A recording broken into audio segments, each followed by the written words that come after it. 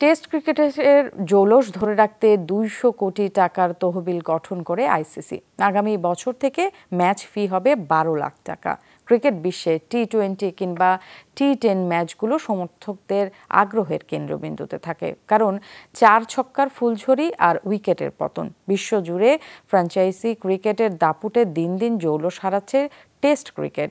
Test ফরম্যাটে বেশিরভাগ match খেলতে দেখা যায় ইংল্যান্ড, অস্ট্রেলিয়া আর ভারতকে। পিছিয়ে থাকা দলগুলো টেস্ট খেলে কালে ভদ্রে। বড় উদাহরণ আয়ারল্যান্ড, আফগানিস্তান। কম সংখ্যক ম্যাচ খেললেও ক্রিকেটে উন্নতি করছে দলগুলো। আইসিসির চাওয়া টেস্ট ক্রিকেটে দলগুলোর আগ্রহ বাড়ুক। এই কারণেই নতুন উদ্যোগ নিয়েছে তারা। প্রাথমিকভাবে এমন প্রস্তাব করেছেন ক্রিকেট অস্ট্রেলিয়ার চেয়ারম্যান মার্ক বেয়ার্ড। এই প্রস্তাবকে সম্মতি জানিয়েছে ভারত আর ইংল্যান্ডের ক্রিকেট বোর্ড। ২০২৫ সাল থেকে এটা কার্যকর করবে আইসিসি।